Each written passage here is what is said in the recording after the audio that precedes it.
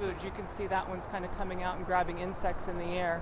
Kim Langmaid has been watching birds her entire life. And I've always kept close notes. She's noticed the activity around Gore Creek in Vail, anything but normal. Well, the strangest thing was during our last snowfall, hundreds of warblers arrived right here on Gore Creek and were ravenous looking for insects. Experts believe the cold came too suddenly for migratory songbirds. Another factor, smoke. I figured the combination of those two things must have been a huge stress on the birds. Kim is a professor of sustainability at Colorado Mountain College, and she's heard from her students too. They've seen tens and tens of dead birds right after that snowstorm. Wildlife officials have taken dozens of recent reports across the state, but it's an issue across the West.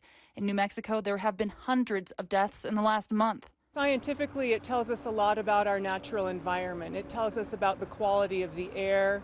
It tells us about the quality of the habitat and the insects that the birds forage for. Colorado wildlife veterinarians are beginning to study the carcasses and say most have died from malnourishment and exposure. Experts will use this information to find out how the sudden cold and forest fires are playing a role. Now, huge forest fires are going to be challenging, but we can certainly work on maintaining the landscapes that provide safe refuge for these birds as they're migrating.